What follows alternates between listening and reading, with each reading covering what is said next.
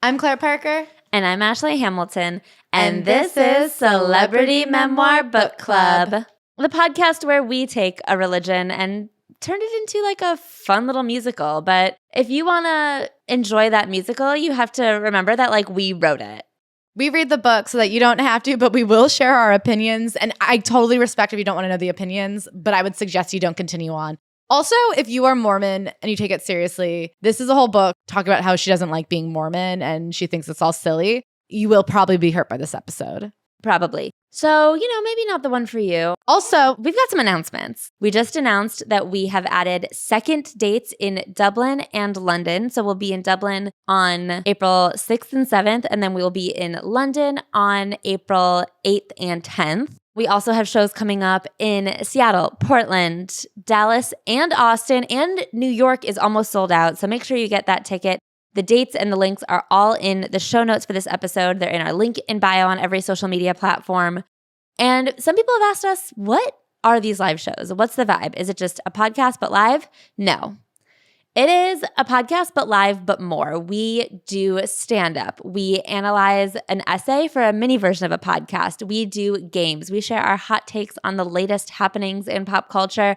I personally think it's a pretty fun time. It's a really fun time, I think. I walk out of every single show just thinking, wow, that was like a really fun time. I'm so excited to see you guys there. I can't wait. I'm so happy about London and Dublin and the added shows. I know if you're feeling neglected geographically, please know we're trying our absolute hardest to get everywhere. We are only dose people, and also like a lot of venues, aren't always open. So we are trying to get there. We're going to add more shows soon. The list we have online is not like an exhaustive list of the only places we'll go and then we'll die. We will continue to live after April, and we will be adding cities constantly. Yeah, we're going to add cities as much as we can. We're really an ad hoc team. One thing about us is we never stop and get it together and then go. We like to fly by the seat of our pants. One thing to keep in mind is that I am going to, I think, 5 weddings this year. So there's only so many days in the year, and we're trying to do as much as we can.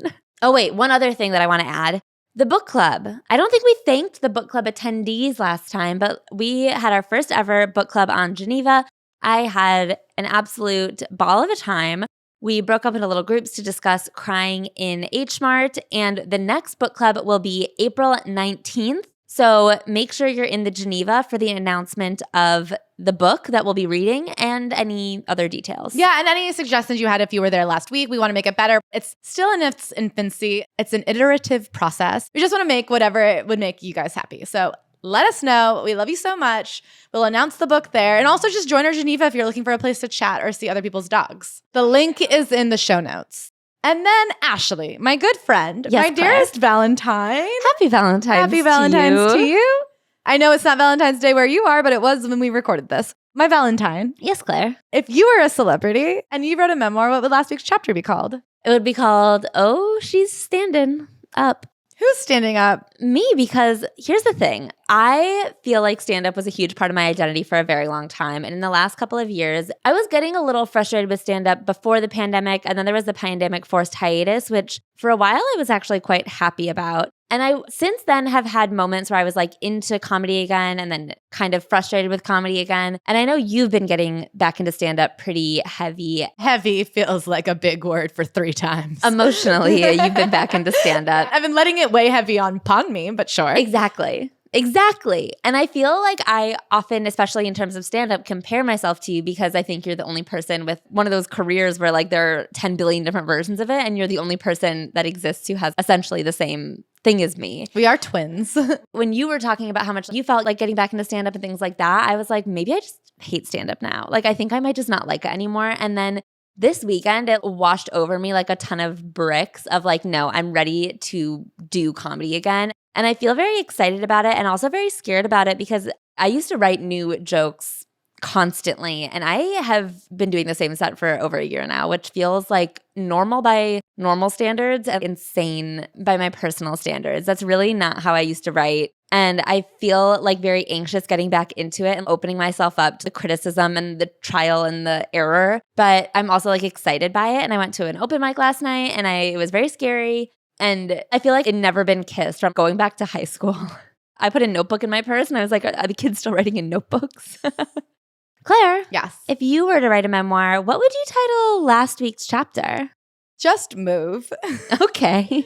I think I'm moving. The date keeps getting pushed. It's very like up in the air. We have to break our lease, so we'll see how it goes. But I am like 92% positive at this point that we are just going to move. And I'm feeling better. I feel rejuvenated. It's a new dawn. It's a new day. And the attitude I have is so toxic in a positive way because I'm like, we'll just move. Yesterday, I dropped the toothpaste cap down into the drain of my sink. And I was like, I could try to get it out. Or we could just move. And it's just like anytime something comes up, like today I went to plug in our air purifier and I was like, oh, I'll probably have to get a whole new filter for it. I bet the filter. And I was just like, fuck it.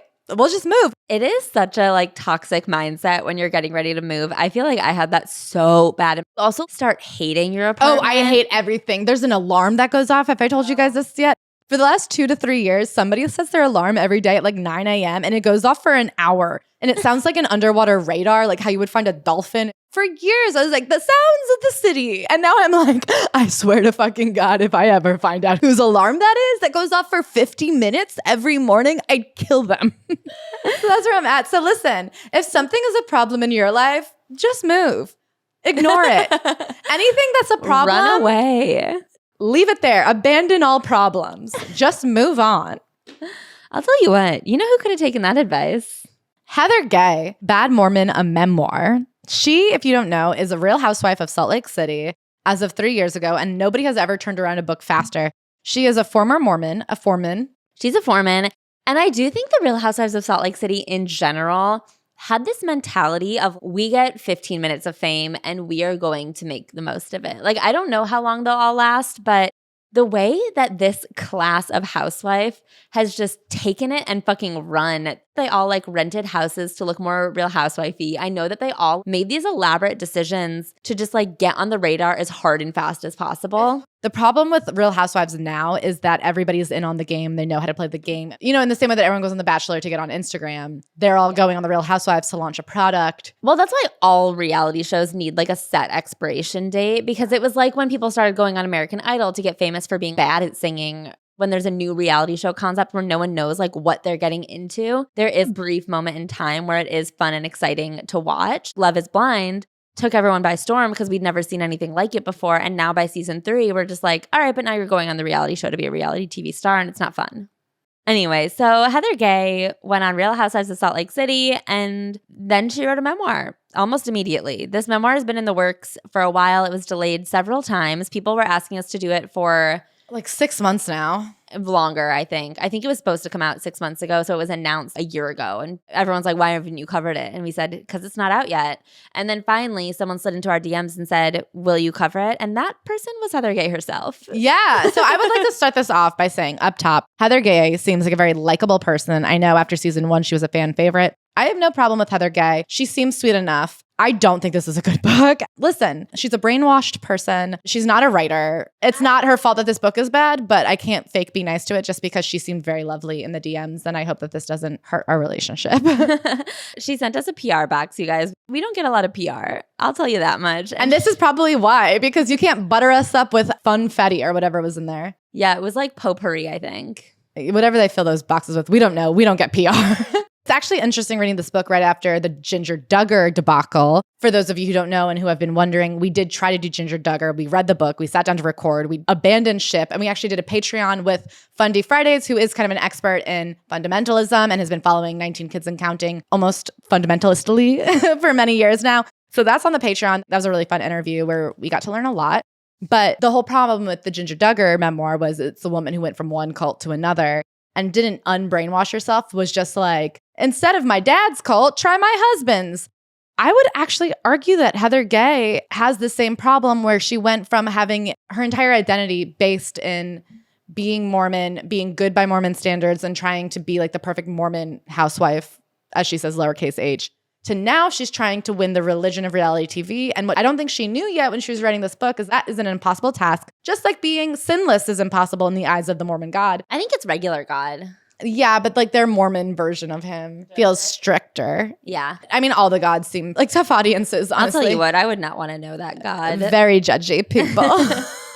Now she's obsessed with winning over the audience, and I feel sad for her because I don't think she knows that that is going to backfire. And I think it probably has already backfired in little ways. But something that I was shocked by in this book was there is no moment of deprogramming. She does not do a ton of work, I think, or if she did, she doesn't mention it. And kind of looking at what she was taught and thinking about what that means for her life and how she was raised and who she wants to be. And a lot of what pushed her out of Mormonism was being on The Real Housewives. And I don't know that that's the greatest motivator for anybody in the world.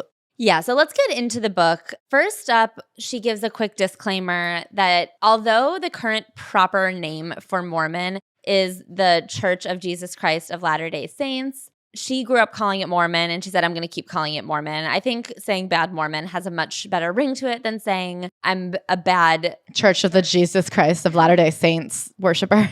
Yeah, so she calls it Mormon, and she says, I don't know, take it up with someone else. So then, like all great books, there's an author's note, there's a prologue. The prologue is that she can't believe she's on reality TV, and I get that. I'm also surprised too.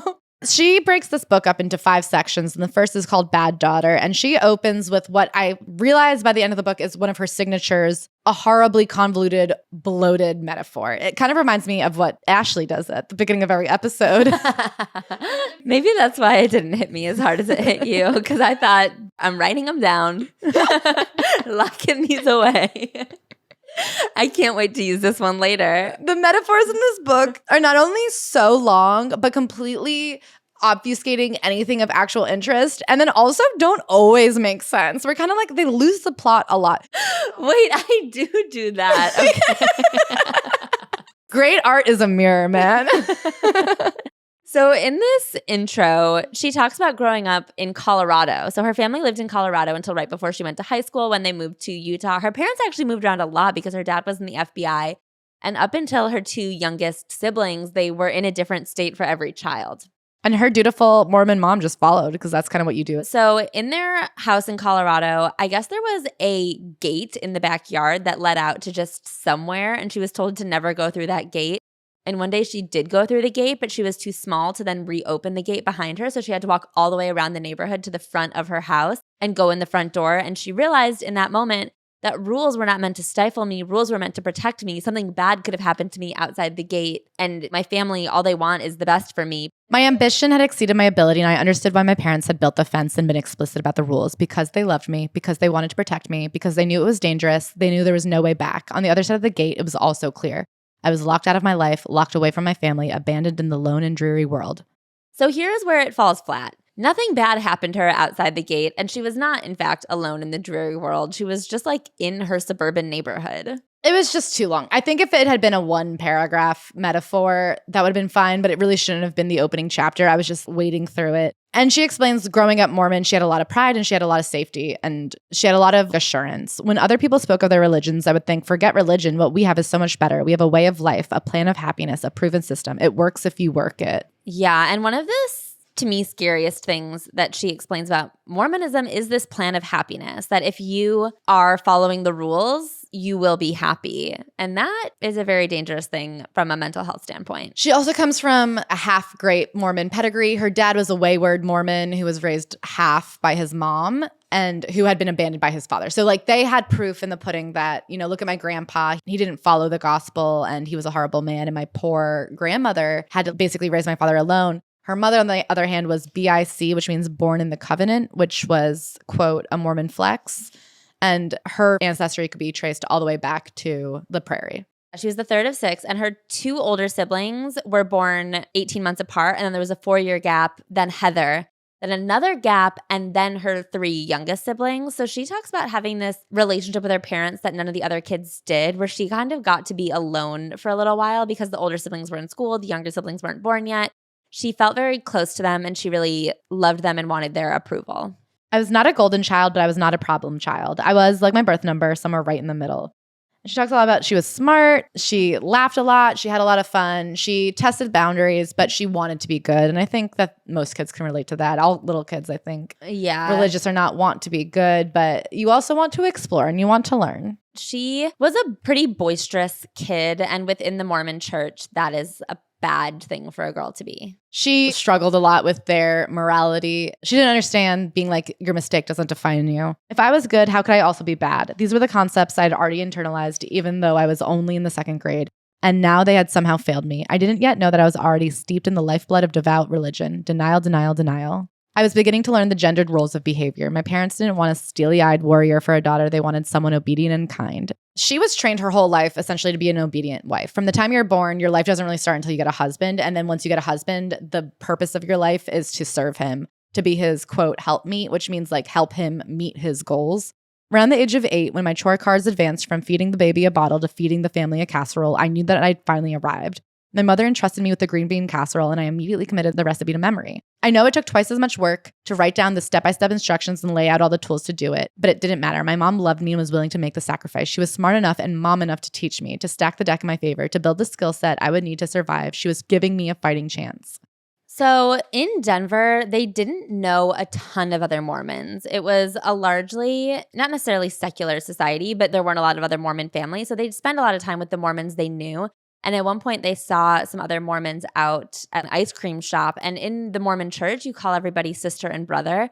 So she sees Sister Gillespie and she's like, Sister Gillespie, great to see you out here. And the mom quickly takes Heather aside and is like, don't call her that. Call her Mrs. Gillespie in public. And this struck me as very odd because I feel like a lot of times very staunchly religious people, like what they know and what they believe is that the things that they do are right. That's like a huge tenet of these big religions. And so the fact that they knew in public, don't let people know you're Mormon is very interesting to me. And I think it helped plant seeds of doubt in her. And I think watching her mom be like, this is a private thing that we do, it's not for the masses, is very interesting. I do think that was specific to their family and where they lived, because obviously then she's going on as a missionary, like literally ringing every bell in every apartment in the south of France, being told we hate you, go away, and being like, no, I'm correct in doing this.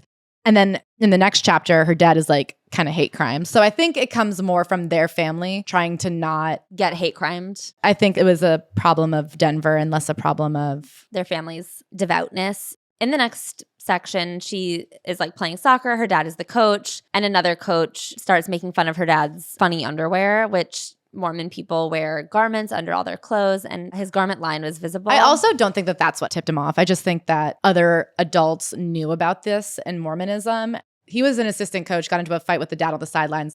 I have a feeling that this man got so riled up about 7-year-old girls playing soccer that he like was screaming religious hate at somebody. Yeah, my dad got kicked out of a softball game once. He was the assistant coach. Oh, I mean, we can't even. So they're at the game and someone screams, that's right, take your daughter in your funny underwear and go home. So yeah, I think it wasn't that they saw it. I just think it was her first tip off that they were different than other people. And she also had no idea what garments were. It kind of reminds me of Scientology and that there's all these secrets that even if you're like fully in it, you don't know until you know. She then talks about how much she loved her dad. I'm not sure why, but it confirms the fact that when my dad was around, his presence eclipsed the sun. My mom fell in line and became his helpmeet. Everyone else disappeared. I look at the pictures from my soccer game now and see my uniform was clean and ironed. My socks and shin guards were matching and bright. My hair was always parted down the middle. A solid hour of unpaid labor that I counted on so that I can enjoy my time with the real hero in all of our rewrites, Dad. Oh my God, her mom is Alec Baldwin's wet fucking dream. So she was quite horny in high school or in middle school. She had a thing for boys, but she knew about purity. And so she would always kind of hold herself back. I have to say, it's such a confusing, contradictory set of goals because on the one hand, she talks about being in the Young Women's Organization, whose purpose is to guide and nurture daughters of God as they become covenant women and to help each one prepare for her divine role as daughter, wife, and mother. Everything I was learning to become was in preparation for finding a man because my salvation was contingent on it. And then meanwhile, the worst thing you could do is like touch or flirt with a man. Yeah. It is so hard to be like your whole goal in life is to marry that man, but do not think about kissing him. If you think about kissing him, you will burn in the pits of hell. But also if you don't get a husband immediately, but also don't get a husband by the way of like getting to know him or any sort of intimacy. Yeah. They're literally sitting there being like, men. Are you thinking about men? That's fucked up. You're a pervert. She was known for being a bit loud in school. And at one point, she was just cracking jokes out the window of a car on like a church trip. And her teacher told her parents, she was so anxious about getting in trouble. She's like, I know I have these outbursts. I just think they're funny. I have a really hard time controlling trying to be funny. And they sit her down. And this, to me, is one of the more fucked up things in this book. Her dad says, we want to talk to you about why you're really acting like this. And she says, acting like what? Sometimes when we aren't feeling good about ourselves, we act out. Your mom and I think you may be feeling insecure about your appearance and your weight, so you're acting obnoxious to get attention. We want you to start exercising daily. You and I can go on a walk every morning. So her dad lays out this whole routine to help her feel more confident, aka look like they think she should look. I wanted him to pull me aside and say, I'd rather you be funny and brave and occasionally look obnoxious than for you to think you have to be small and quiet and nice in order to be good. Everything my dad said was more or less true, as hard as it was to hear. He was willing to say the things that needed to be said, even if they were unpopular. I want to be compassionate because I do think it is so hard to cut your family off. If you want to stay in touch with your family, but you also want to leave the religion that they think is so true, I don't know how you disentangle it. But she's always saying, like, my dad was willing to say the unpopular thing because he loved me, because he cared. And it's just like, yeah, they think the only way she can get into heaven is by being a skinny, quiet little wife. And so they want her to be a skinny, quiet little wife, even if it makes her miserable. And this whole book is her trying to come to terms with that and like still love them and see their perspective. But she has not done a ton of work on this. So I don't know that it's time for her to write the book. Yeah, I completely agree. I do think she goes really quite easy on her mom. I think she's obviously hurt by some of the things her mom has said, but she does really gush about what a great woman she is. And she does go pretty hard on her dad. And I will say, I do think it is impressive to me as someone who was this brainwashed to give a dad a harder time than the mom.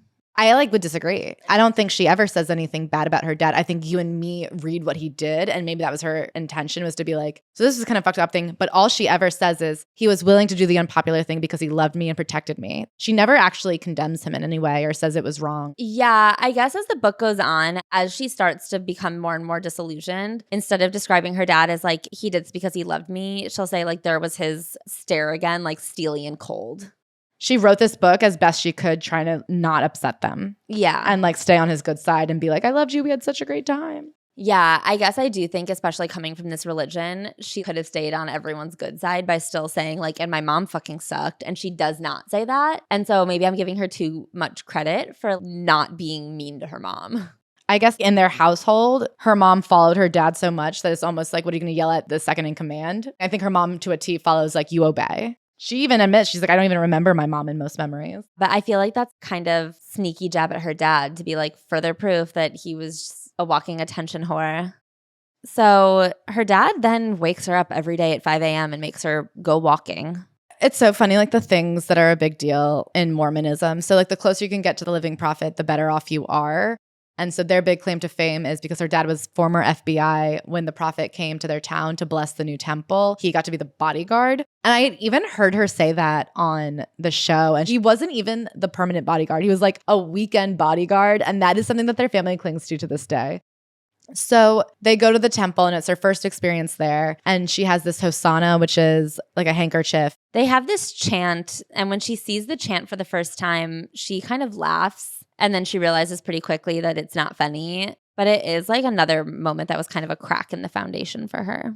I swallowed my smile and snapped to attentive reverence as swiftly as the handkerchiefs flew through the air. I had not ushered in the spirit of the Lord to the Denver temple, but it also felt like I had participated in my first flash mob with the prophet in the celestial room, Mormon flex. And so she's like, if everybody thought it was weird, nobody was showing it. So she just keeps it to herself. So they eventually move to Utah when she's in 9th grade. It's very glossed over. She says it's because her dad had at one point left his job working for the government and like ran an oil company, which feels pretty profitable. But then he got an Arby's. Yeah, but he had the side hustle of owning Arby's. And then the oil company went under. But he's like, well, I've got these Arby'ses. So they go and open a bunch of chain restaurants in Salt Lake City. Okay, so when they moved to Utah, it's very interesting because in Colorado, they didn't know that many Mormons. So it was a lot easier for her to be like, okay, the Mormons are good, the non-Mormons are bad. I'll just stick to my Mormon principles. But in Utah, everyone was Mormon, and there were a lot of Mormon kids who were like doing some real kid things. Just regular teenage stuff, drinking, 7 minutes in heaven type things.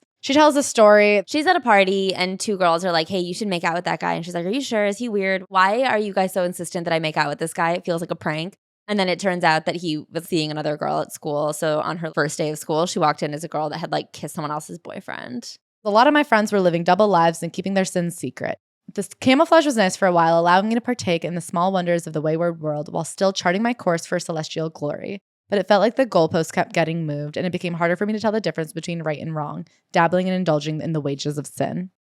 So she tells the story about one time she sneaks out and is in a hot tub with friends, and when she gets caught coming home, her dad drives back down to the hot tub to find out what had happened. I always felt like my dad was deeply invested in my chastity and in my reputation, so much so that he would load me into the car at 2 a.m. and drive me through the neighborhood to make sure I wasn't being taken advantage of. We were new in town, but he was always a dad first. He put his principles ahead of being liked or being cool in the community. My dad loved me so much that he would break somebody's arm if they so much as touched me. See, that's what I mean, where it's almost like she's like, yeah, my dad only cared about my chastity and reputation because he loved me so much. Like I sense so much fear and trying to be honest while not even seeing it from her dad's perspective, but protecting him. Like trying to make us see it from her dad's perspective. Do you know the interesting thing that she does about her dad? Because he was in the FBI, she'll always use whatever opportunity she can to like make him seem like a very impressive detective. He's not a genius. You're a teenager. Like you're an idiot kid and he's a dad. So now she gets into some of the more sinister and easily exploitable parts of what happens in purity culture where adult men are expected to hold teenage girls accountable sexually. So you have a bishop that you meet with. The boys would complain about their bishop interviews because they very often required what many bishops called the check-in method. At the end of every day, a young boy struggling with masturbation would call the bishop to let him know how he had fared when it came to fantasizing about the fairer sex. Good day bishop meant that he had weathered the storm, but bad day meant that he had fallen victim to the five-fingered devil himself. The church holds these purity principles to be sacred. Breaking the law of chastity is tantamount to murder, and that's the doctrine, not the culture. That's pretty dangerous. So she says like you would have to go in once a week and meet with this adult man who are just like married members of your society. She says that the bishop she met with who interrogated her about her sexuality as a teen was the father of a girl she had class with, which is so fucking sick. Yeah. Like nothing happened to her, but you're setting up a system that is so rife for exploitation because you're telling these young people that the most important thing in the world is to stay chaste. Otherwise you will go to hell and nobody will want you. You tell these young girls that these adult men have all the power in the world and are allowed to ask you anything and that God is on their side. And then you put them in a closed room and say, talk about sex. It's so dangerous. Yeah. So finally, one interview, her bishop said, do you ever touch yourself? And she was like, why would you ask me this? And she goes, I didn't at this point even know that sex could be pleasurable for women. I had been under the understanding that sex was something that you do for your husband to make him like you better, which in itself is very toxic. Right. She's like, touch myself. Like, yeah, when I'm washing my arms, I touch my arms. Yeah. She's like, what do you mean? My hands are in my lap right now. And he goes, I don't know why the Spirit is telling me this, but I feel that this is an issue in your life and the Lord wants me to talk to you about it. If there's something you need to tell me, now's the time. Go ahead and get it off your chest. I can't help you fix it if I don't know exactly what we're dealing with. So she kind of lies. Yeah, and she says she felt so uncomfortable. And the problem is if you're evasive, they go, oh, if you're being evasive, that means that you have something to hide. And she goes, evasive didn't mean I was 15 and uncomfortable. Evasive meant that I was having sex and covering it up. And she goes, because it's your neighbor, because it's your father's family friend, because you feel bad for the guy, because you want the interrogation to end, because you want to try the repentance process, because you must be guilty or he wouldn't be asking, you feel compelled to tell him what he wants to hear. You imagine describing deeds not done but dreamed of and dark moments you hoped you would never see the light of day. And so she kind of like just starts saying yes to things that kind of aren't true, things that are true. She just starts saying whatever she thinks he wants to hear to get out of it. And luckily, she had gotten in the sweet spot where she confessed to just enough that he said, okay, she's not lying, but not so much that he would call her parents and get her in trouble. And even though this specific situation doesn't seem to have been any worse than that, which in itself is pretty bad, it's such a horrible environment for abuse. You're like setting up a perfect situation to abuse children. But the thing is, she wants so badly to follow. She's suspicious and she doesn't just believe it innately, but that's something she's always trying to beat about herself. So she says after this situation, she doubled down on personal prayer, my commitment to fasting once a month, and my daily scripture study. Then she goes off to college. She gets into University of Utah with a full ride scholarship for piano, but her parents wanted her to go to BYU. Everyone wanted to go to BYU. If you could get in there, you had to go there because that's where the most eligible men went. And since you went to college to become a wife, you should go where the men go. So she had to like pay for college. And she says she got there and of course nobody really liked her. She's standing out against the BYU girls. I was standing out for all the wrong reasons. I was too big, too loud, and too much. I wanted to become marriageable and that meant I needed to shelve whatever foolish ideas were filling my brain and replacing them with self-care, self-improvement, and an eye single to the glory of a groom. The thing is, she's like very entrepreneurial. Yeah. So in college, one of her friends teaches her how to make these watches. And she's like, that's cool. And she asks someone who owns a boutique, can I sell these there? And they're like, oh, these are too expensive. We can't really turn a profit on this. And she's like, well, explain to me how I would turn a profit. And once they do, she turns it into these earrings that are much cheaper to make. She starts selling them at the boutique. She starts selling them at every boutique in town. And she gets them into Nordstrom's. She loves working. So one of the jobs she had was with her older sister.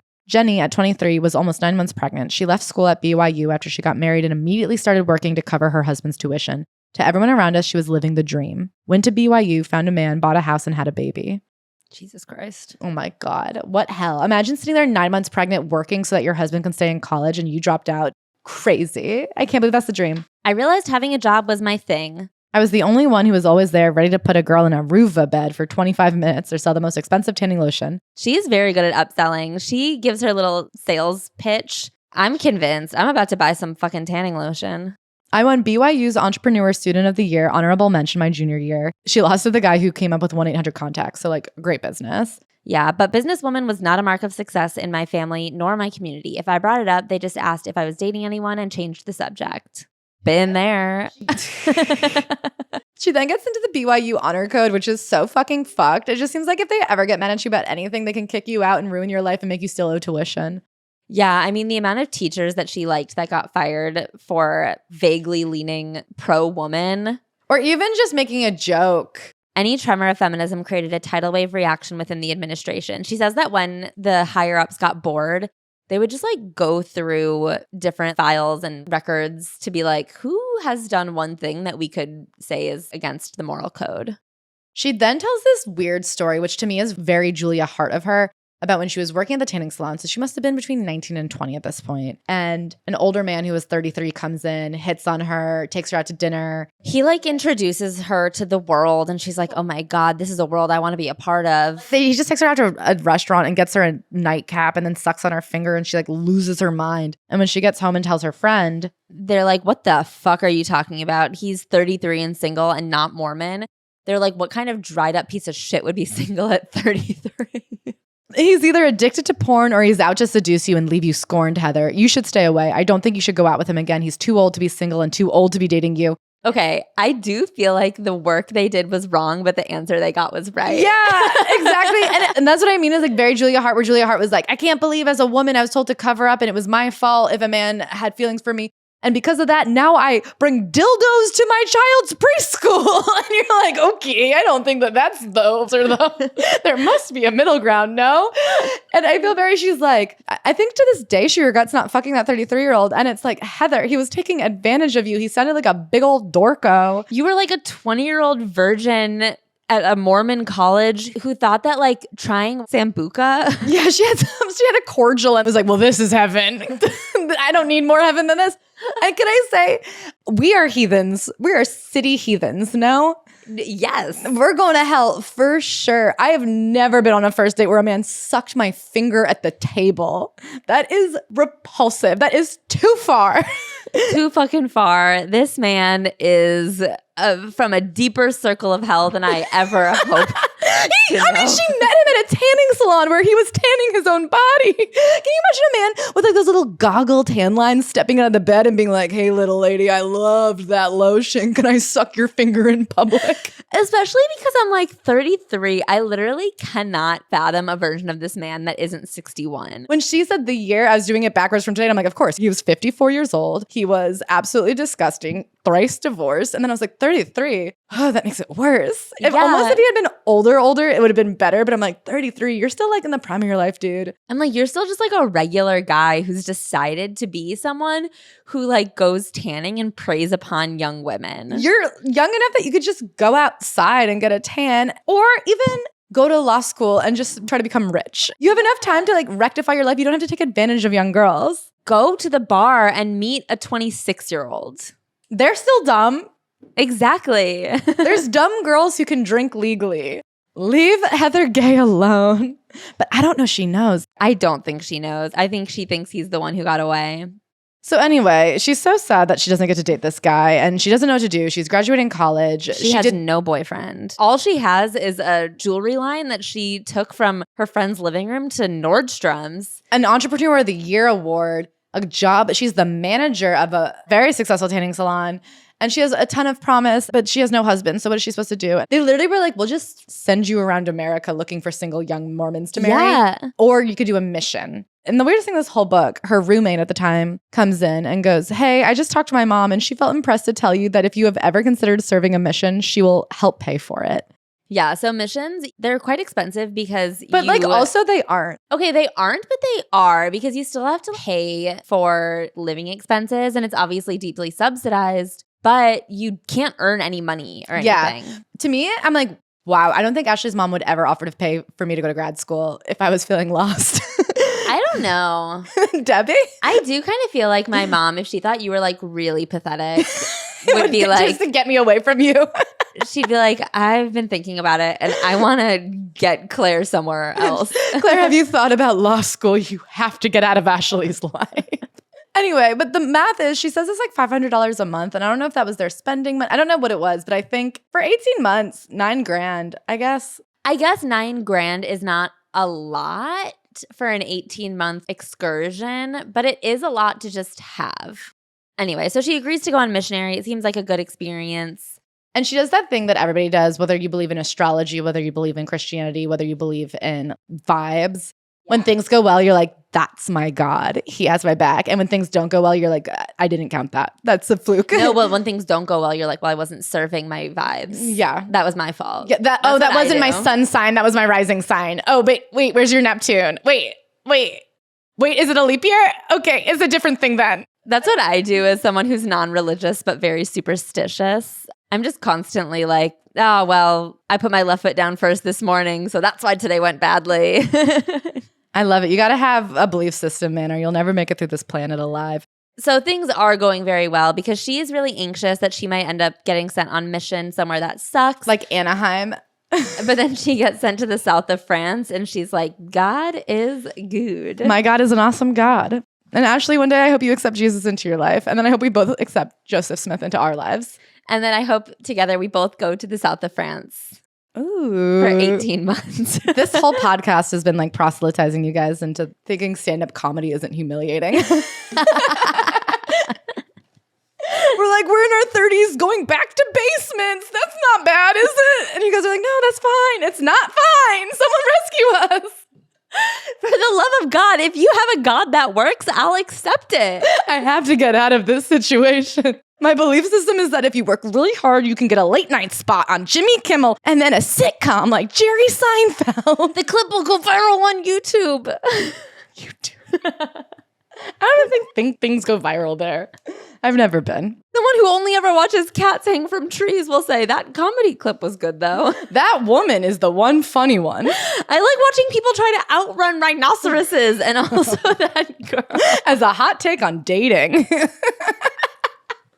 So in order to prepare for a missionary, she has to go fully through the temple for the first time. And normally when you go through the temple, you're getting married. She's kind of like shirking the system. Yeah, life hack. And when you go through the temple, you get to get in on the inside of Mormonism. There's a lot that you never get to know until you're going through the temple for the first time. They're only talked about in the temple. So it's like you can't know outside of it. I love the way that these like old school religions have incorporated modernity. So one of the things is in order to get into the temple, you have to have a worthiness interview. And then they give you a barcode that gets scanned at the outside of the temple. And that says whether or not you're allowed in. And you have to re-up it every 2 years. And I'm just like, I cannot believe that the Mormon Temple and a Hilton bedroom are run with the same technology. Okay, so a couple of years before this, she'd been at a parade with her dad, a Pioneer Day parade. And protesters who are protesting Mormonism, I guess, went through the parade wearing full temple gear. And she didn't know what it was. They were in this like white gauzy gear with like white robes. She said it looked like a Freemason outfit, but I'm like, okay, that is not a touchstone for me culturally, actually. I literally don't even know what a Freemason is. And green aprons and the man had a funny hat like a that baker looked like a hat. chef, and the woman had a veil. So she didn't know what it was. She asked her dad, and her dad was like, don't even look at it. What they're doing is offensive. All the parents were like shielding the children from looking. And I was just like, oh my God, is this like an abortion thing? Like what is happening? Years later, she's crawling around her mom's closet and she pulls out similar clothes from a suitcase. What it is that when you go into the temple, you wear these outfits that are never to be seen or talked about outside the temple. So she has to go to this intense class to learn about being a missionary. It's supposed to take 6 weeks, and they're like, oh, we could do it all today, which I don't know if that's good education. And she goes, as long as I learn what the green aprons are all about, I'm good, I said jokingly. It was the first time I had ever openly acknowledged the clothes I had seen that day at the parade and the possibility that they were connected to the temple. The two volunteers looked directly at each other and then directly through me. They were not pleased. We won't be getting into anything like that, the man said. The temple clothing is symbolic and sacred and not to be discussed outside of the temple. It's deeply offensive. So what seems weird is that it's never seems to be discussed anywhere. So now we're going to get into what I guess are like secrets. So here's something I actually genuinely feel bad about because like whatever, we make fun of everybody's religion on here. We've had Christians come at us and be like, you're so mean about Christians. And I'm like, I don't know, man. We're pretty mean about everybody, I think. I do feel bad that the only like truly interesting parts of this book, because it's not super reflective and it's not super researched outside of her personal experience, are the parts where she's just truly telling religious secrets. And I don't feel great about any religion having a secret. I don't know. I am like, ugh, that's the only interesting part. Here we go. Here are the secrets of Mormonism. I guess we did it for Scientology, so. Yeah, and I guess I don't really feel like we revealed, because she never really learns the motive of anything either. She's just saying what the rituals are. I don't know what secrets we're revealing other than like what they wear. Okay, so they get in there, and basically it starts right on time. They're prompt as hell. And she gets there, and they have to do this full wash ritual, which sounds very nice. She loves this part. There's two women there, and they come, and they have like oil on their hands, and they touch all the parts of your body, and like they try to bless them. I find it really interesting because I think a lot of religions have a very unique washing and cleansing ritual, and I think that's very interesting to me. So she gets washed, and that's when she puts on her garments for the first time. And then she layers on the robes and the things for the temple. She puts on the garments first, and then you're supposed to wear like your bra and underwear over the garments. Like the garments touch your skin closest. I don't know if she ever explicitly says this in here, but basically the garments are supposed to like remind you not to be sexy. Cool. To keep your body to yourself or whatever. And then you put underwear on top. And then there's like another white thing that you put on top of that. And then you get out there and there's a movie, which makes me laugh. And the movie is about the story of Adam and Eve. And then at one point in the middle of the movie, Eve, that whore, takes a bite of the apple. You know the deal. You know how all women are worse and it's one bitch's fault. You've heard this story. It's always a bitch's fault. I guess the white gauze is to symbolize like your nakedness. And then you put clothes on top of the white gauze, which are on top of your underwear, which are on top of garments. So you're like layered. It's so funny to have clothes that symbolize nakedness. You're like, that fucking Eve. We can't even be naked to symbolize nakedness.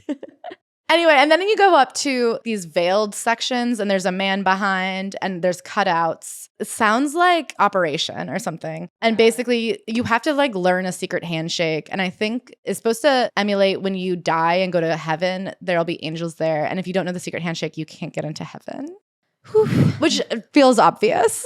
Also, like imagine you die from like a head injury and so your brains get jumbled up and then you're at heaven and you like forgot the handshake. I don't think you carry your injuries with you. I'll tell you one thing we don't know, and that's what happens after you die. I am sure that if there is a heaven, you don't go up mangled the way you left. I'm sure of it. I think when you die, you get to be like your hottest self.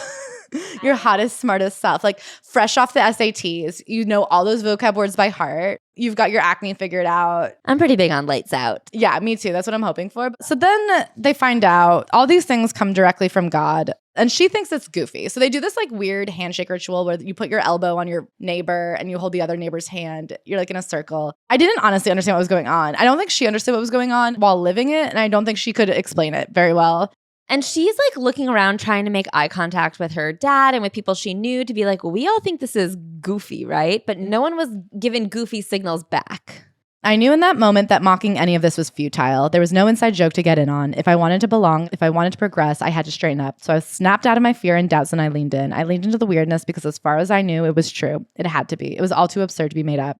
And more than that, it had to be true because there in the crowd believing it was true were the people who meant most to me. Everything felt absolutely absurd, but I figured it was just because I wasn't spiritual enough. So then she goes and she does it and she gets out. And the weirdest thing is that the minute you leave, you take your clothes off and you never speak about it again. She's like, you don't go home and rehash it. This book had me on the brink of conversion. And the thing that unsold me on Mormonism, this is like the worst part of it to me, is the lack of a post game. I love a rehash after an event. That's what I fucking live for. So then she gets into what really freaked her out, which is that I can't believe everybody in my life has known about this and I had no idea it was coming. She's like, I cannot believe I've been like a full-on card-carrying Mormon and everybody in my life has been Mormon and I had not a hint that this was coming. And she goes, everyone was in on the secret and not just my family and friends I knew and trusted, but every single member of the church, the fresh-faced missionary, the sweet older couple, the frazzled mom, even the delinquent apostates who had left the church managed to keep these oaths a secret. Was I the only one who thought it was shocking?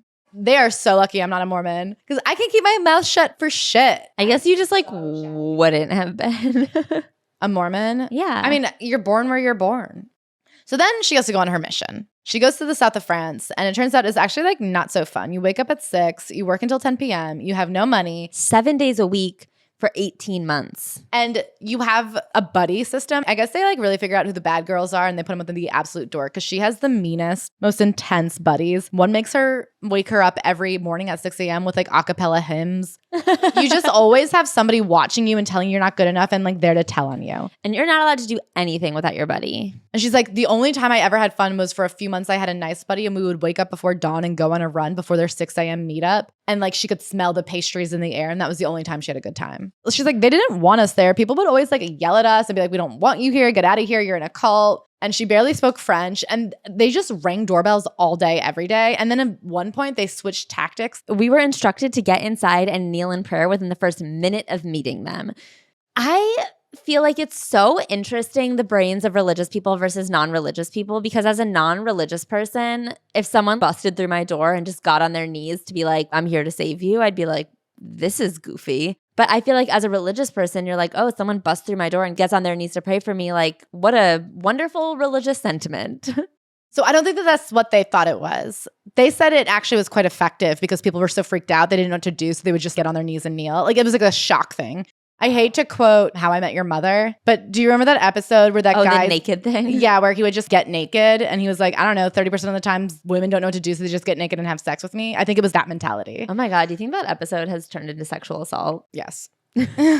But I think like people are just so freaked out. They're like, okay, they don't know what to do. Yeah. And the thing is, she's an incredible salesman. So she actually converts, was it 16 people in 18 months and says that's like the best in the game. She says the average is one person a mission trip, which is 18 months. And I'm like, okay, at those numbers, you guys need to quit. Take the money that people were paying to send you out there and just give it to people. Because this is an impossible task. So you have to find somebody on the street who's like open to a new religion, which already feels difficult. I don't know anyone who's like looking to take on a new belief system. And I hope somebody in the town square is selling one. I guess because it's a numbers game, there are people who are looking to join cults. And I think that if they are looking to passively follow a new leader with their whole heart, but also too passive to leave their house and look for it, and you jump into their house and kneel, they're ready to join you. But it's such a hard sell because already you have to get them to talk. And I mean, you guys know those clipboard people. I'm not talking to anybody. And then once they're like, all right, I'm interested, I'll get a baptism. You have to say, okay, in order to join us, you have to give up alcohol, you have to give up cigarettes, you have to give up sex, and then you have to tithe. You have to give 10% of your earnings. Remember when I dated that guy who was like 45 minutes late to meet up with me because he was talking to a clipboard person and I never saw him again? Yes. To get anybody is impressive, honestly. And she got 16 people. And her big reward was at one point, there was like a switch off of buddy system. And there was 6 hours where she was supposed to have a third person come in and tide her over. And her boss was like, you know what? Spend the afternoon alone. Well, he said, go to your room and wait. And she went and saw a movie and was like, if anybody finds out, I'm dead. And this is like a 23-year-old woman. And she says it was so heartbreaking and difficult because every day you woke up exhausted and nobody liked you and everybody shut you down and you felt so unsuccessful that she had to like learn to live in this bubble. And she calls it her Glenda the Good Witch bubble, where she was like, I believe what I'm doing. I'm throwing myself in wholeheartedly. She's like, if you did not 100% commit to the bit, it was going to break you because it was so fruitless. And she says the capacity to shut off an entire part of yourself is a terrifying thing. Even more thrilling and terrifying is the capacity to do it well. There's something to be said about preaching eternal life while slowly dying inside. As it turns out, saving souls can be soulless work. It was painful, it was hard, and it wore us down. It more than pulled on our heartstrings, and it strung us out wholeheartedly. One girl in her bunk had an absolute mental breakdown and started like screaming and crying about how everyone that they couldn't save was going to hell. And then you were talking about earlier that you were saying one of the reasons she might have been such a good Mormon salesman is because she herself had doubts. Yeah. And so it might have been easier for her to sell to someone because she was coming from a standpoint of, here's why you might not believe this, instead of a standpoint of like, well, obviously what I'm saying is the only true thing. So of course it comes to an end, as all good things do. And she's like, you know what? I might go to DC and get a master's degree. And her dad is like, I don't think that's a great plan for you. In DC, everyone's kind of single and career-minded, and you really need to focus on finding a guy and getting married and, you know, settling down. This was my dad, and I just wanted to make him proud. I wanted to make him happy and prove to him that I could be trusted. So she moves out to California because I guess there are these pockets of towns where lots of young single Mormons live to like meet each other and find husbands and wives. So she moves to Huntington Beach, where there's a lot of hot ones. And this is where she meets Billy Gay. So Billy Gay is tall and she's obsessed with him. He had worked at his dad's company, but eschewed the easy fast track of nepotism in the corporate ladder. He was an artist, a creative, and he didn't want an office job. He wanted to be an entrepreneur. So he made like surfing vids. She's like, he's not a normal rich guy who just went and worked hard with his dad. He's a cool rich guy who more honorably didn't work at all. We love a Nepo baby who says, I'm not going to call in these favors and get a job. They fell in love. They got together right away. They were so head over heels for each other. They got engaged 3 months after meeting. She was trying to boink him like crazy. The sexual tension surrounding our relationship was so thick. It was like walking through sheets of cobwebs. I couldn't think straight. I couldn't focus. I just wanted to be with Billy, to scratch the itch, to clear our heads. One night, I begged him to just run away and have sex with me. Another fun thing about Billy is it turns out he's rich as hell. His family owns Nutraceutical, a vitamin mineral brand worth more than $400 million. And also they're like super Mormon connected. His grandfather was the driver of Howard Hughes and his Mormon mafia. She doesn't really get into it, but from what I can surmise, Howard Hughes ran Vegas and all of his henchmen were Mormons, and the head henchman was this guy, Bill Gay. And she kind of is like, who knows what their real relationship was like. So I guess they were lovers. Ooh. I could see Mormons being excellent henchmen in Vegas because they're not going to drink, they're not going to smoke. So that's something I'm actually kind of interested in. And so she's like begging to have sex with him. And he says, trust me, do it the right way. Once we're married, you'll be having more sex than all of your single friends combined. If all of your friends are Mormon and they're all virgins, that's not a lot of sex. That's one. If all of your friends who aren't having sex combined is 0, then it's not hard to beat them. Anyway, so they get married. They have a nice little marriage in the temple. On their honeymoon, that's when everything went to shit. I think a lot of people think, oh, you know, when you get married and you're young and you don't really know a lot about relationships and about the world, you have a couple good years of marriage before things go bad. But they had nary a day. At their wedding, his aunt gave her a book called Man and Wife. And I guess it's all about how to make your husband happy. And she's like, it's crazy because you go from don't ever kiss anybody to if you're not keeping him completely sexually satisfied, you're a failure and he's allowed to cheat.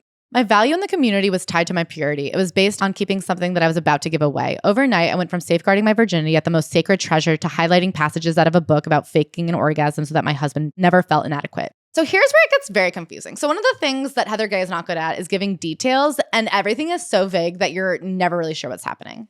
I loved being with Billy. It felt natural. It felt right. As lovers, we were compatible enough. It was just in every other department that we'd discover edges. What edges? She doesn't give us any edges. She just says on the honeymoon, they had nothing to talk about. I mean, they spent time together before this. Like all of a sudden, it just dried up.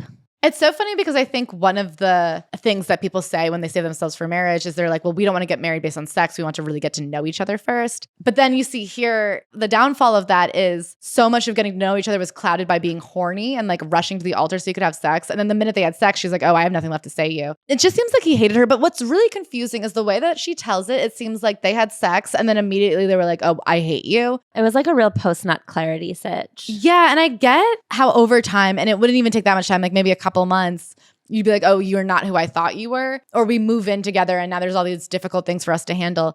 But it really seems like the minute they had sex, something happened because they're on this honeymoon in Hawaii trying to figure out a way to fill the time and they're so unhappy and they go see a movie. They go to Scream 3 and there's a joke with a dildo and he storms out and demands his money back and she's humiliated. But I'm like, why on your Hawaii vacation honeymoon were you going to see Scream 3 in the middle of the afternoon? Why not snorkel? You don't even have to snorkel. Grab a fucking sheet and go lay face down on the beach for 5 whole days. Okay, so here's a metaphor I don't really understand. I had heard horror stories from friends who thought they were marrying a vanilla sex guy, but discovered on their wedding night that they had actually married a rum raisin. What's a rum raisin? She's also so sexual that I'm like, would that be bad to you? It almost feels like he didn't like how sexual she was. It seems like he was turning her down. I don't know. I can't get what's happening straight. She says, in the temple, men make covenants that bestow them with the dominion over all the earth and the inhabitants therein, and women make covenants to obey them. I was taught to say no to a lot of things outside of our faith, but inside the faith, I was only taught to bow my head and say yes. Billy was raised in the same system of power that I was. He'd always pushed up against expectations, rebelled against demand by moving to Huntington Beach to surf, by quitting his dad's company to start his own.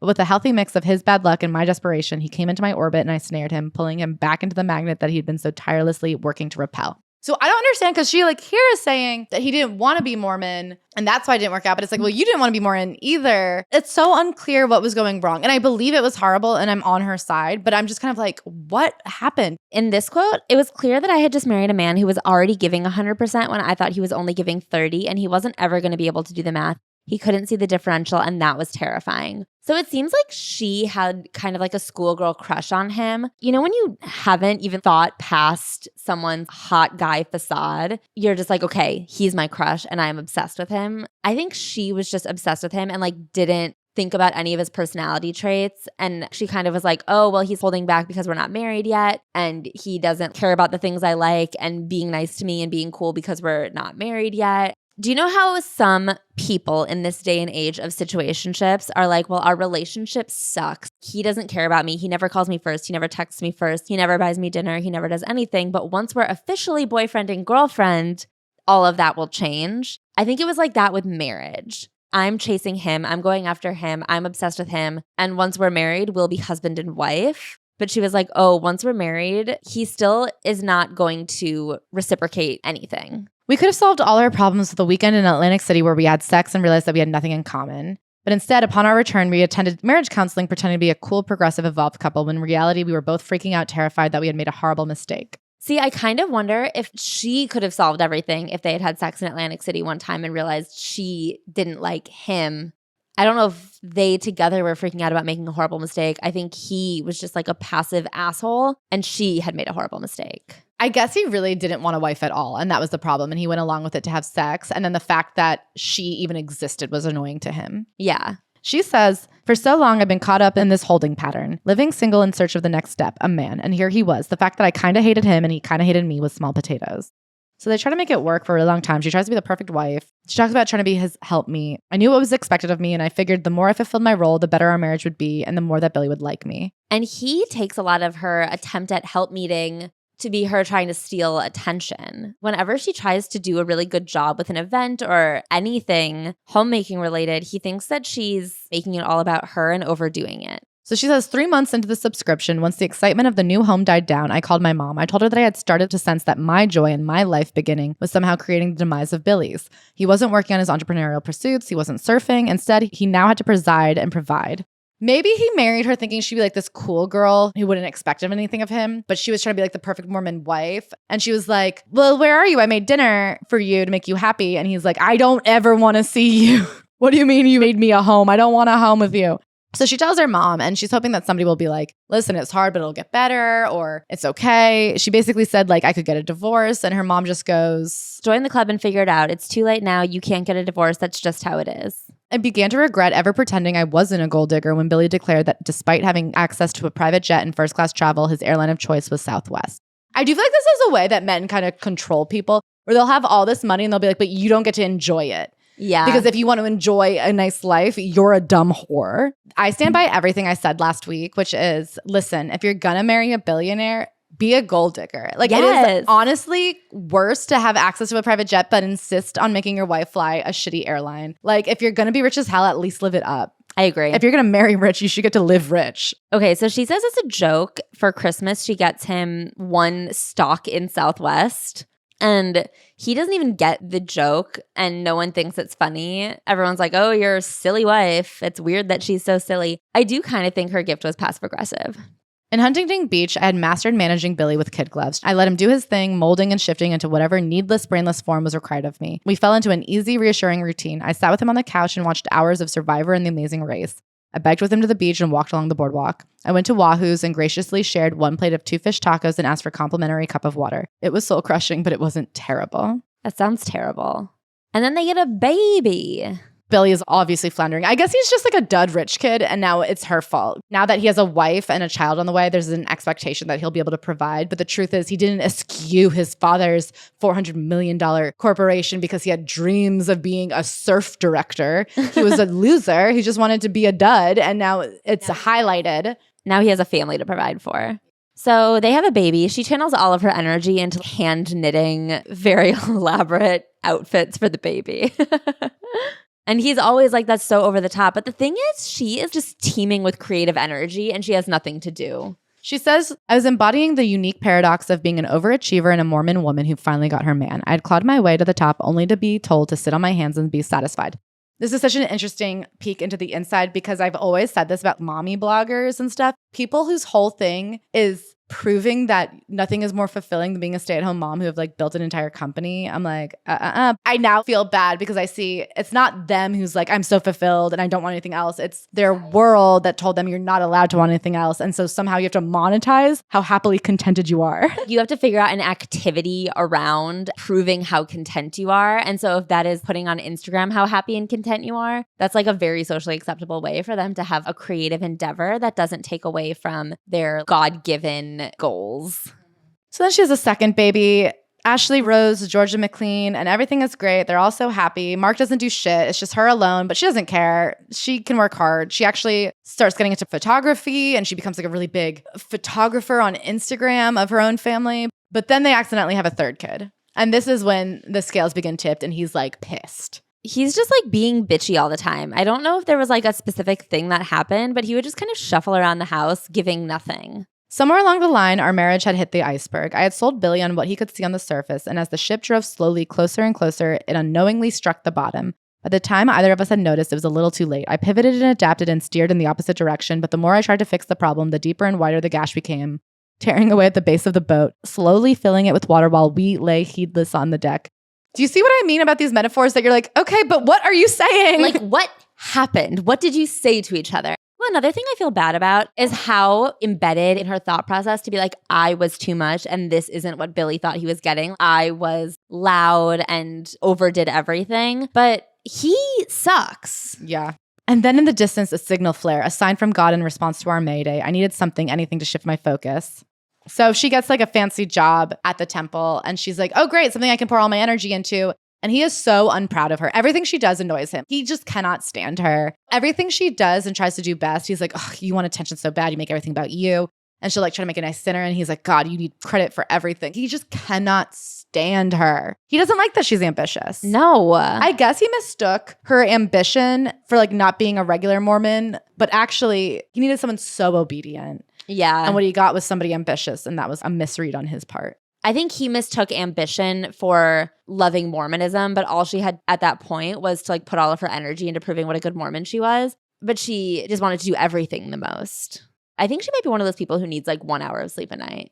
Yeah, and she just keeps working. And she says she's in there and looking for anybody to be like, hey, yeah, marriage can be tough, but you'll get there. And nobody is ever in it with her. Nobody ever makes eye contact and is like, hey, I know what you're going through. And so she is just floundering and trying harder to be perfect. Here's another metaphor that I just don't even know what she's talking about. To think that my service would have saved us was naive, for even though it was a faith-affirming thing, it was the wrong faith-affirming thing. Ambitious women aren't rewarded for their drive and ingenuity. Pig bladder balloons aren't of this world, but are instead fictitious pipe dreams sold to the prairie girls in storybooks. No one cares if you can turn a corn cob into a baby doll in the 21st century. Do what you want, but make sure dinner is on the table by 5. What is she talking about? So I know that literally she's referring to the Laura Ingalls Wilder books that she related to as a kid because they were on the prairie. She was kind of a prairie girl. But this idea that back in the day, that those little girls and their ingenuity in making dolls and toys was then rewarded with entrepreneurial pursuits and a non-sexist environment where women could run businesses. No, they got the chicken pox and died. Like, I think women were expected to have dinner on the table back then too. So what are you talking about? It just doesn't even matter. So there's more. My marriage was failing. The warning signs were clear. The deck was flooding, blah, blah, blah, blah, blah. Her marriage is a boat. And it's not going good. Finally, the breaking point is Ashley's baptism. So when you're 8 years old in Mormonism, you're at the age of accountability, which is literally like at 8 years old, you know the difference between right and wrong. And so you get baptized so that you have no sins. And then from there on out, if you sin, that is on you. So for the baptism, she decides to do this really elaborate, beautiful baptism. She decides to have this huge white party. And then Billy is like, we need to move the party because my sister is flying in late. And she's like, but I sent out invitations with the time on it, and I have vendors and I have speakers. People were invited to it. And then not only is his sister flying in late, but for some reason his mom is like, well, I have to be at the airport to pick her up. And it's like, well, why? So he won't drop it. He keeps being like, why can't we just move the baptism? And she's like, what the fuck do you mean? And he's like, oh, you want to have this big fancy baptism. So everyone says, oh, Heather, you had such a great baptism. And she's like, yeah, I do, honestly. And he's like, I just don't understand why you can't just tell people it's a different time. She's like, because I sent out invitations. Including to the people who are now flying in late and assuming I'll move the baptism for them. And her family is calling her being like, Heather, just move the baptism. My dad gently suggested I make a flyer and take it around to all the friends in the neighborhood announcing the time change. Billy's really upset. Is it that big of a deal to change the time? Just change the time.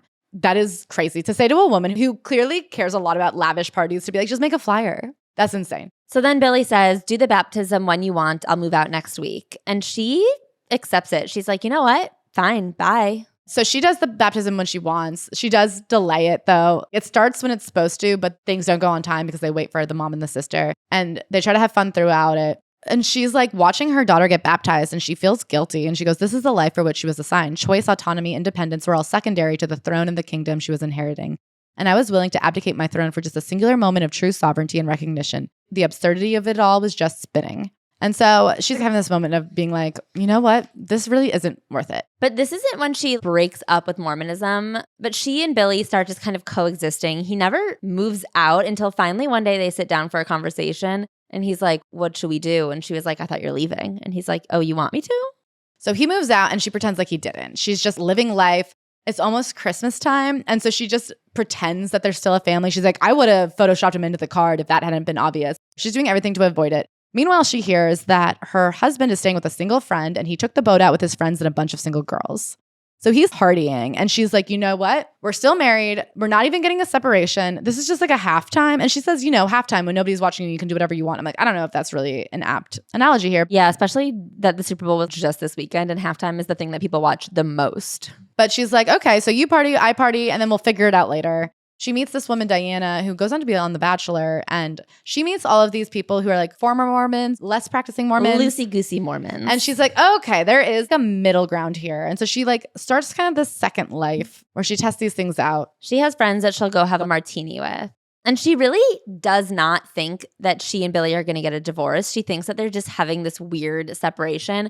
In the same way that she didn't think past the marriage, when she was like, okay, I just had to get to marriage and then we're all good. She's still not thinking past and then we'll get back together because, and then what? Like right now you hate him. You're so happy that he's gone.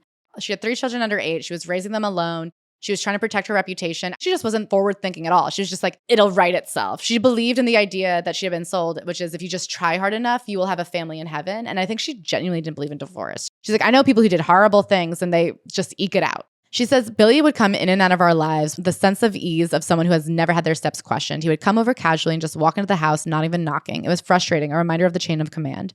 I was still his wife, and even though I may not be working with him, I worked for him. His casual attitude about his new role in our life grated on me. I was jealous that he was able to have a family at his leisure at what felt like my expense. Then she changes the locks on him because she feels very stressed out by the way that suddenly he would just be there, and she wanted to have some kind of warning. I don't take Billy's side at all. He sucks. And I don't even think it's her fault. I think it's the culture she was raised in. She will do anything to not have a conversation. Like she can't have a conversation because her job is to be dutiful. So she feels like she needs to be resourceful to get what she wants instead of just being like, could you text me when you're on the way? I don't even know that he would have. I think he might have been pissed about her even asking. But because she gives so little information here, the fact that she had to like get the locks changed, it feels a lot more dramatic than she's letting us hear about.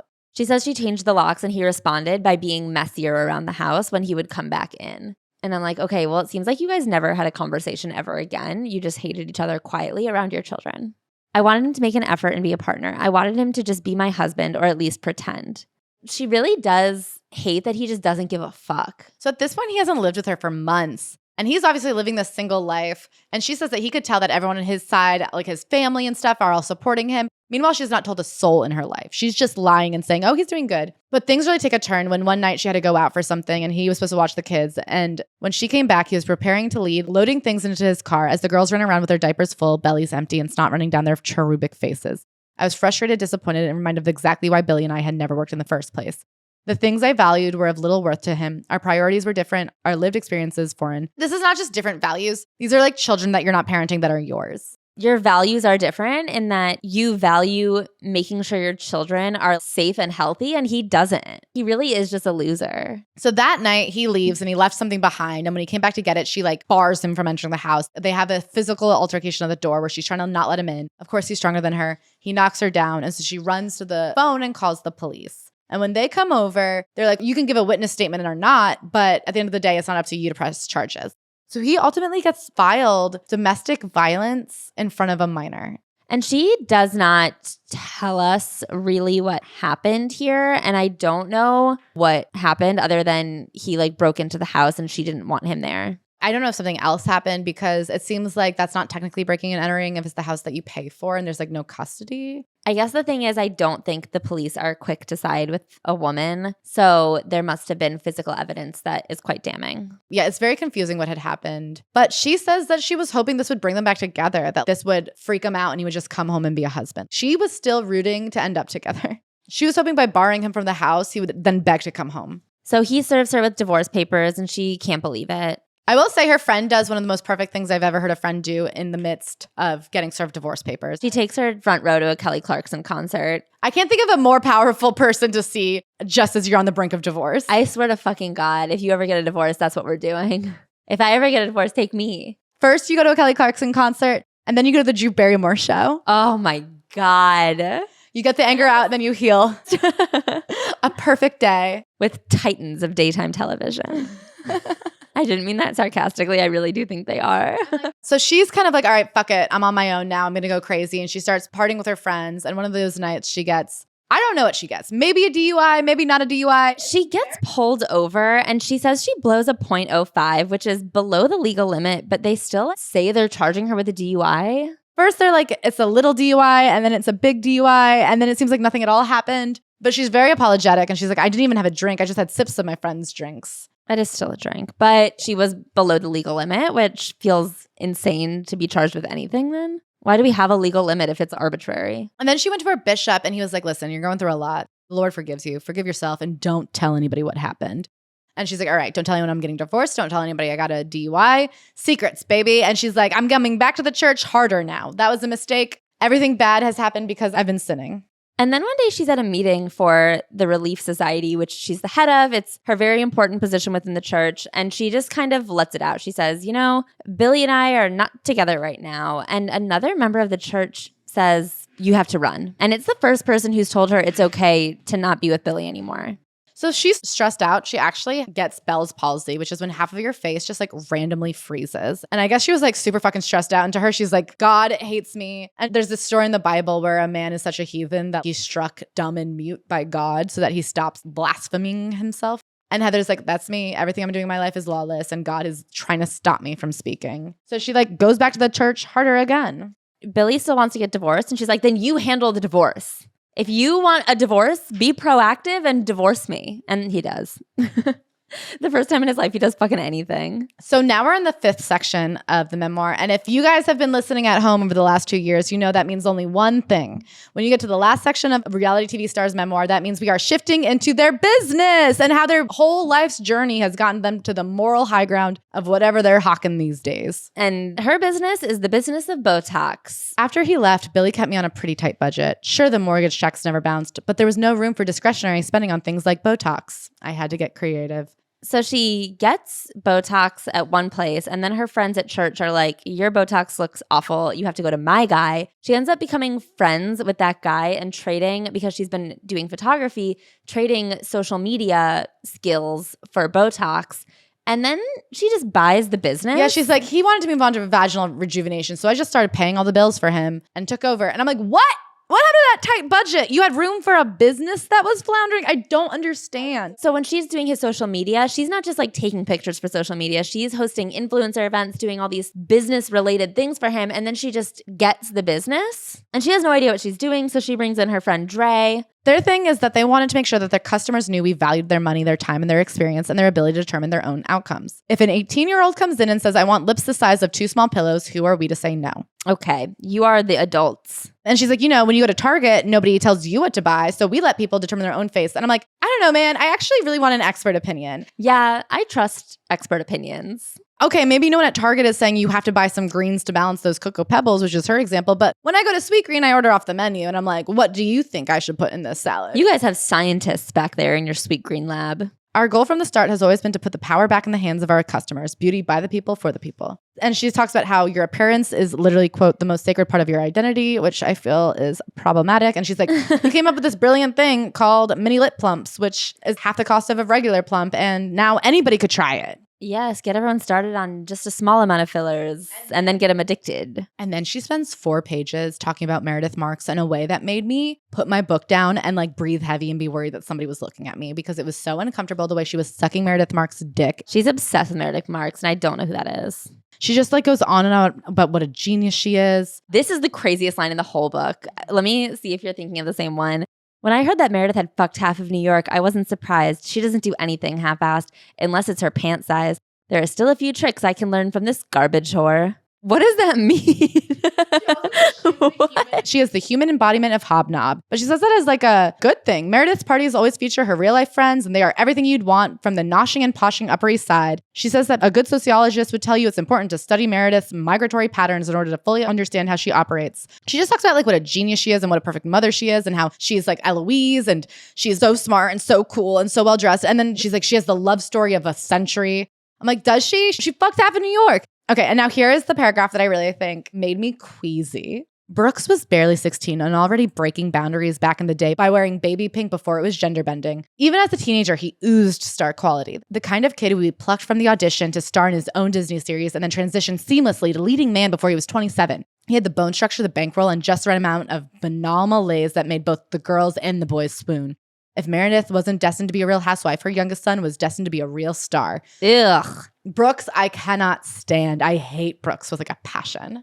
Anyway, so then she talks about her friend Whitney Rose. She does a boudoir shoot for Whitney. That's how they met. And then at the end, I guess Whitney took off her underwear at one point and was like, shoot me naked, bottom down, Pooh Bear style. Shoot me like one of your Winnie the Pooh characters. As I was leaving later that night, I spotted the tiny black panties on the patio, once flung, now forgotten. I walked over, picked them up, and slipped them into my pocket as smoothly as the sleeve of a French Mauvain. You never know when an eye patch might come in handy. What? Is she wearing Whitney's underwear? I would never put your underwear in my pocket and take it home, Ashley. And that is a fucking promise. I fucking thank you for that. How disgusting. I carry tongs in my purse for this exact reason.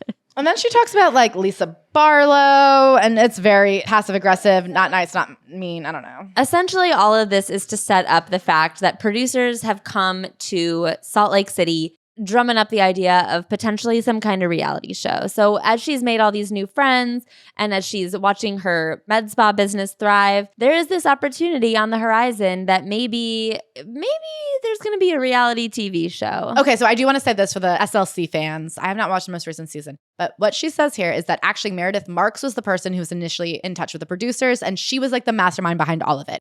She brought on her good friend Lisa, and then Lisa, being the boss bitch that she is, emphasis on bitch, wanted to take over and pretend it was her thing. And she's like, Meredith would never act like she was the puppeteer behind the scenes because that's just not her style. She doesn't give a shit. She doesn't care enough to be like, actually, this is my show. But it was Meredith's show. And then also, she's like, me and Meredith, we were just as good friends as Lisa and Meredith, but Lisa was clearly very territorial. So me and Meredith kind of pretended we weren't as close as we actually are in real life because we didn't want to threaten Lisa. And of course, Lisa ended up losing her friendship when she had one of the most famous hot mic moments in all of Real Housewives history. Have you ever heard that quote? I'm going to show it to you right after the show. I can't wait. And so that was interesting. And then this is all about how the show came together. Basically, it starts with Meredith being like, well, who do you think would be good for the show? And then we're asking those people who they think would be good for the show. And she's like, it starts off casual. Like they call you for 45 minutes. And then they're like, okay, well, show me a picture of your house. Okay, show me a picture of every room. Okay, show me a picture of your bank account. And she was like, I was living it up and talking to them. And at this point, she's still technically Mormon. And they're like, do you drink? Does your family know you drink? Do you go out? Do you wear garments? she's a Mormon, but, she's having fun. She has a secret life still. And so she goes, every few weeks, Joey would interview me again. It was an awakening. I fell in love with myself as the girl I was introducing to him. I had been absent in my life for so long. I could hear my voice describing myself, and I was reminded of Frederick warming the cave walls with just his words. I don't know what that's a reference to. So like Claire said at the beginning of this episode, she is seeing a life and a version of herself outside of Mormonism, but it is largely because of the promise of reality TV stardom. I felt warmer when I was living authentically, even if it was just during my conversations with Joey. I felt the ember flicker to life somewhere deep in my chest. And so she's almost creating this character on this phone calls where she's like testing new boundaries with him and being like, ooh, it kind of feels good to say I'm a girl who drinks. And so then I don't know how authentic it actually was. Because it wasn't how she was living yet. It was how she was idealizing herself. Yeah. And so these phone calls with this producer about the version of herself that she's promising for this show becomes kind of the driving force in the change in her life. And at this point, remember, she had just gotten this DUI, gone to the bishop and been like, I'm doubling back down in the Mormonism. But she's also a horny girl. I also want to point out, we skipped it at the beginning, but she loved reality TV growing up. She was a huge reality TV fan and she was a huge Housewives fan. But at this point, the show was not Housewives. At this point, the show was just a show about business women in Utah. And then they shoot a sizzle reel. And the sizzle reel is like a full production. It's a whole thing. And they go to LA and they shop it around. And Bravo ends up very interested. And then they find out that this show that has been picked up by Bravo is The Real Housewives of Salt Lake City. So that's how that show comes to be. And then the book kind of ends right as it starts. The epilogue references the finale, but it really ends with the Real Housewives picking them up. She does not say a word about Jen Shah. Well, she does talk about Jen Shah. She talks about Jen Shah as her friend. She doesn't talk about Jen Shah as a criminal. So here's what she says about Jen Shah. Jen was a beauty labber and she was fabulous. First of all, I would never claim that face. I don't think Jen Shah's work looks good. I think it looks scary.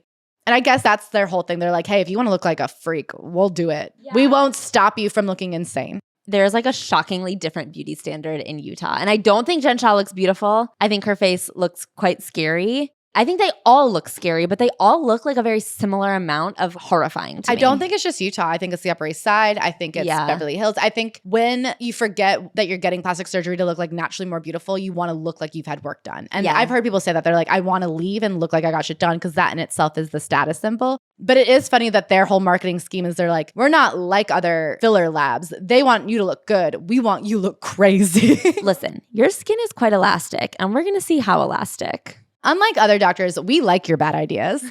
So here's how she describes Jen. When she walks into a room, she leads with her charisma. She has street smarts and survival instincts, but the magical part about Jen Shah was also the part that made her fallible and human. She was messy and she owned it. She did not really own it. So one weekend she spends in New York City with Jen Shah. And Jen's like, come with me. I'm taking my company out to their business dinner at Tao. The dinner is at 9 p.m. She's like, just come. The glam team doesn't even get to Jen's hotel till 9 p.m. So they show up to her own company dinner like 2 hours late. She's brought the glam squad. She's brought whoever wants to come. Like the Uber driver is sitting at Tao. She keeps ordering and ordering. They party at One Oak. She's like, we got the owner's table. It was crazy. If you're ever going to go out with Jen Shah. And then Jen Shah's like, who do you want to fuck here? I'll go get him. And so she points to the 6'6" guy and Jen Shah brings him back. Heather goes to Harlem with him that night, fucks him, comes home at 6 a.m. and is like, Jen Shah's the greatest woman of all time. It was so fun. Hot girl summer forever. And I'm like, why are you still so proud of this night? It's weird because she is weirdly loyal to Jen Shah. I'm like, because she got you laid once? Yeah. That's all it took? So she talks about the airing of the show and how she essentially came out as not a Mormon with this TV show. She ordered a drink on television. She wore an outfit on an episode of the show where you could clearly see that she wasn't wearing her garments. I hadn't been wearing my garments for years, but I still felt exposed. She never really talks about when she decided to stop wearing them. On the show, she sits her daughters down and tells them that she wants to leave the church and they're allowed to do whatever they want, but here's why. And she's like, I couldn't be a part of a church that's homophobic and racist. And you guys do what you want though. But then she's talking about how she's so happy. And she's like, you know, I traded in this idea of being a perfect housewife for being a real housewife. And she says, because my fame seemed to come at the sake of my salvation, it held no value for my friends or family. Instead of being my trumpet of success, it became the elephant in the room. So her family has kind of disowned her. I do think it's fucked up to raise your children in a church and tell them you're leaving on camera. I think from this and from Julia Hart's book, I think there needs to be a real program for walking your children through a religion that you're leaving, that you've raised them to believe is the only thing that's right, because they're still kids with mushy idiot brains. And you've told them that, like, if you don't follow these rules, you'll go to hell and burn forever. And now you're saying, oh, I don't believe that anymore, by the way. You do whatever you want to do. And it's like, there needs to be a hand-holding, like a deprogramming. And she goes, the Real Housewives of Salt Lake City changed everything. I didn't need a figurehead to lead me. I didn't need a figurehead to raise a family, to be a mom, to be an example for my daughters.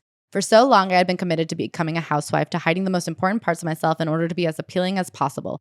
In pursuit of that title, I had lost myself, resigned to the fact that it would never be. So much had been lost, but so much has been gained. And then she talks about how much she has gained by being on TV because of all the DMs and the fans she has. Oh God, I do not like when people feel seen because people on the internet are saying, no, I like you right now. I mean, you're right. She is just trying to win the game of reality TV. And right now she feels like she has a pretty good score, but one hot mic and you're out. Or one bad edit. As soon as the show began airing, I suddenly had new friends, a new family. Housewives from every franchise, Bravo celebrities, reality TV fans, devout and former adherents from all major and minor religions. Families in every form, folks from every faith, background, and culture, all of them seeking me out, celebrating my story, replacing my exile with their empathy. In the name of the Father, Son, and Andy Cohen, amen. She goes, I belong to a greater community. The people who will always tell you the truth. Real Housewives. So, final thoughts, Ash? Yeesh. Yeah, I don't normally say this explicitly, but I do feel this podcast episode is all you need to know about this book. I think there's separate things to be interested in. If you're actually interested in Mormonism or like in religion, I think there's probably better ways to learn about it. I don't feel that this scratched the itch that hard if that was what you were looking for. I also think overall it wasn't an incredibly read book. I feel really bad for anyone who grows up in a very extreme religion in this way. It is difficult and I feel for you. I do think there's like more unpacking to be done before the book gets written. Yeah, I mean, that's the problem is I think she could have done a great story, but right now she's like capitalizing on a moment and you have to breathe a little bit. You have to know how it works. I mean, the things that would have been interesting, like what actually went wrong in your marriage? Like, why are you sticking by Jen Shaw? I mean, there's different things I would love to see you unpack. I don't feel that she unpacked a lot. It wasn't written particularly well, but she seems great. She seems so nice. I mean, and I mean that sincerely. No, I think she seems really fun. I would love to go to Tao until 4 a.m. with her. We love you guys so much. We are on the Patreon this week. Follow our Instagram for all updates about shows. That's the easiest place to see where we're going next. And also for like what we're doing on the Patreon in case you're interested and want to poke about. We love you so much. Love you. Bye.